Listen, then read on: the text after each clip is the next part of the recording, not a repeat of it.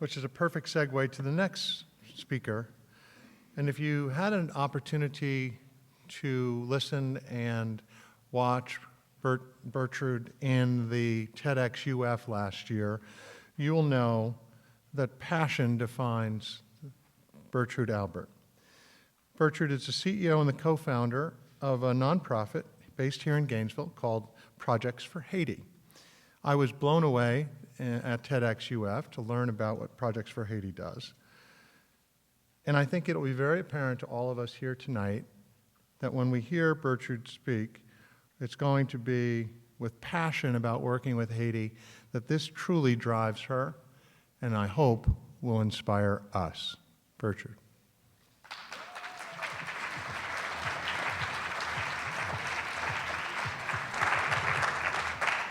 Hello.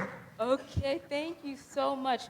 Well, I would like to take this next 7 minutes and really share with you all my story. And in order for me to do that, I'm going to have to go back in time and take you all on a journey. So, it is Tuesday, January 12th, 2010, 4:53 p.m. I'm sitting in the back of my classroom trying to pay attention, but Facebook, it's really distracting me. When all of a sudden, without warning, my life gets struck with something that feels like a 50-ton semi-truck. At that moment, Haiti gets hit by a 7.0 earthquake. Within a matter of seconds, 300,000 Haitians die. Within a matter of seconds, over 500,000 Haitians are injured, and over 1 million become homeless. For me, I immediately think about my dad who's living in the country, and I burst out of my chair quicker than the tears that are rolling down my face. For days leading up, or for days after this earthquake, me and my 5 brothers and sisters were trying to get a hold of my dad. We're calling him. Tuesday we call him, doesn't pick up. Wednesday we call him, he doesn't pick up. Thursday, he doesn't pick up. Friday, he finally picks up.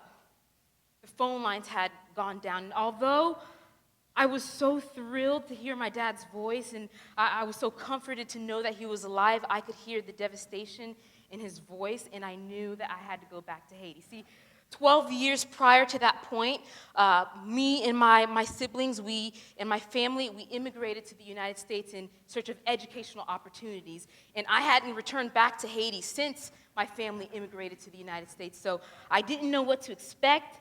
I didn't know what to do. I didn't even know how I was financially going to do it, but I knew that I was going to go to Haiti. And so I did, 2 months later.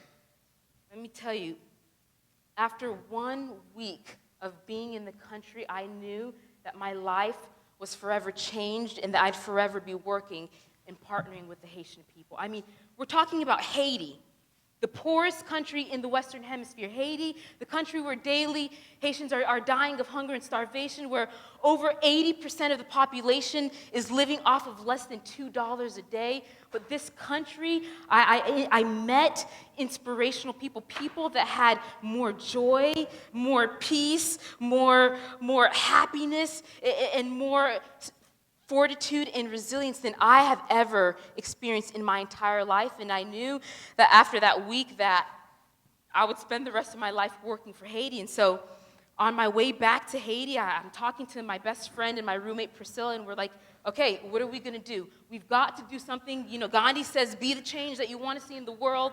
There's a big problem right in our back door. Haiti's right here. What can we do? And so we decided to co-found Projects for Haiti, a 501c3 nonprofit, with the main goal of partnering with Haitians by offering a professional development conference, but then also raising global awareness in our community. Now, with the starting of this nonprofit, we realized that we were very, very, very crazy. Passionate, but crazy. We saw that as 2 college students, we were broke, absolutely, completely broke. And there were hundreds of dollars, maybe about $500 worth of filing fees and all of these different registration fees. And I remember my bank account overdrafting a couple of times. But you know, I said, I'm going to live on the crazy side. I've been inspired by the Haitian people, and I'm going to make a move even if it makes me look crazy. I know also, as undergrads at the University of Florida, we had a lot of work on our plate, and everybody's saying, no, don't do it. You've got so much work to do. You're 19 years old. Priscilla's 20 years old. Don't do it. But we knew that we had been changed, that we had been impacted, and we had to make a difference. We had to put our contributions. And finally, we knew that we didn't have the experience.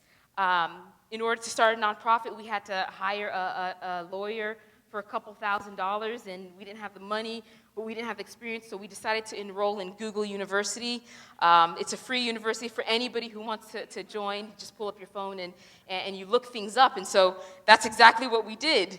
We went online and we said, how to start a nonprofit, and after 6 months of researching, we got our degrees, and we filed to be a 501c3 nonprofit. With that, we have experienced so many obstacles and so many trials and so many roadblocks. I remember hearing people tell us that we're not professional enough, my hair is too spiky, I'm not cool enough, I'm not pretty enough, I'm not this enough, I'm not ghetto enough. I'm like, oh my goodness, what am I enough? I've had enough of you, I know that. But it was really hard because we're living in the 21st century, and left and right people are telling us that you can't do this, you're not smart enough, you're not this enough, you're crazy enough, but that's it. But really and truly, that is where the key is. We realize that all of the truly successful men and women, the truly powerful men and women, the only thing that they had in common is that they're crazy. Martin Luther King Jr., Nelson Mandela, Steve Jobs, Bill Gates, all of these entrepreneurs were individuals that weren't afraid to get out of their comfort zone and to really pursue their passions. And so we said, you know what? I might be broke. I might be young. I might not be that fine, but let me tell you something. I'm going to make a difference in the world. And so that's exactly what we did. We used these obstacles, and we used all of the haterade that was coming left and right. We used it as stepping stones, and that's really the key, using them as stepping stones and not a stumbling block, so that you can really create a ladder for yourself through these obstacles. And so essentially with this, Pris and I, our motto is that really and truly in a room full of future entrepreneurs and current entrepreneurs, if we don't step up and if we don't go past our obstacles, then this world is going to be a really, really, really sad world. Gandhi says, be the change that you want to see in the world. And really and truly, if we are held back by our obstacles, then the people that are waiting to be inspired, the people that are waiting to be changed, the people that are waiting to really have their lives impacted will never have their lives impacted because of our obstacles. And so with that, I just wanted to encourage everyone in this room to really find the inner crazy inside of you and step outside of the status quo and what the world is telling you to do. I think if there's one thing that I would leave with this offer, this talk, it would be the fact that in high school, I remember trying to find my passion. I said, okay, I want to change the world. What can I do? Tell me what to do. Pick up trash. What should I do? I can't find my passion. When in all reality, passion isn't something that you can find. Passion is a product. It is the result of you doing something that you absolutely love, something that is bigger than yourself, bigger than life, that you want to dedicate all of your time, all of your energy, all of everything that's inside of you in order to do it. It's when you connect to a dream or a vision or a product or whatever it might be, and you're willing to give yourself, commit yourself to that.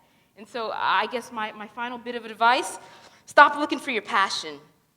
Do what you love, commit to what you love, and then you'll find a trail of passion behind you.